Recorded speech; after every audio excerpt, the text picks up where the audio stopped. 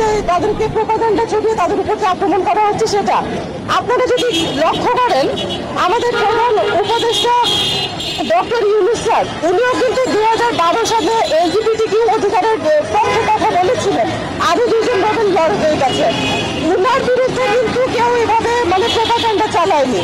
উনাকে কিন্তু ঠিকই হচ্ছে মানে ঠিকই তো উনার প্রতি যে নতি স্বীকার সেটি করছে, অথচ উদ্দেশ্যমূলক ভাবে সামিনা রুস্তামের এবং কামরুল হাসান মানে একই রকম টার্গেটের শিকার আমরা আনু মোহাম্মদ স্যার এবং তাজিমুদ্দিন খান স্যারকেও হতে দেখেছিলাম।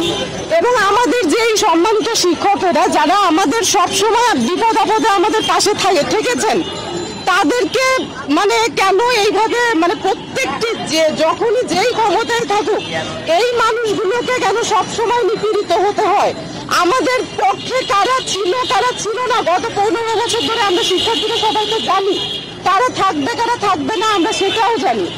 যে যেই মানুষগুলো এইভাবে নিজেরা নিজেদের নিরাপত্তার কথা চিন্তা না করে, নিজেদের স্বার্থের কথা চিন্তা না করে সবসময় শিক্ষার্থীদের ভালোটিকে প্রায়োরিটি দিয়েছেন, তাদের আজকে কেন এরকম একের পর এক তাদের নিপীড়নের মুখোমুখি হতে হবে? তাদের সামাজিক নিরাপত্তাকে কেন হুমকির মুখে ফেলা হবে? এই প্রশ্নটি আমি আসলে দেশবাসীর কাছে করতে চাই। এবং আরেকটি খুব বেসিক একটা বিষয়, আমার ধর্ম বিশ্বাস, আমার মতাদর্শ আলাদা হতেই পারে।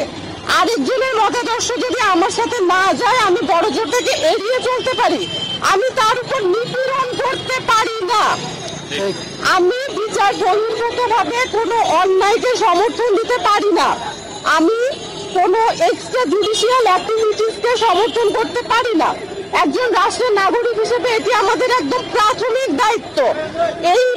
এই সরল বোঝাপড়ার জায়গাটি আমাদের পরিষ্কার না বলে আমাদেরকে উস্কে দেওয়া এত সোজা, আমাদেরকে ম্যানিপুলেট করা এত সোজা। আমরা আমাদের সবার কাছে আমি আসলে অনুরোধ করি যে আমাদের এই বেসিক বোঝাপড়ার জায়গাগুলো যেন আমরা আরো পরিষ্কারভাবে বুঝতে শিখি, জানতে শিখি। কারণ না হলে আসলে সবসময় কেউ আমাদের ব্যবহার করে যাবে। আমরা সারা জীবন তো আমরা শিক্ষিত জনগোষ্ঠী, আমরা তো অন্যের ব্যবহারের বস্তু হয়ে সারা জীবন থাকতে পারি না। আমাদের নিজেদেরও তো নিজেদের জায়গা থেকে এগিয়ে আসতে হবে, দায়বদ্ধতার জায়গা থেকে। আমি এই অনুরোধটি করেই আমার বক্তব্য শেষ করছি। ধন্যবাদ।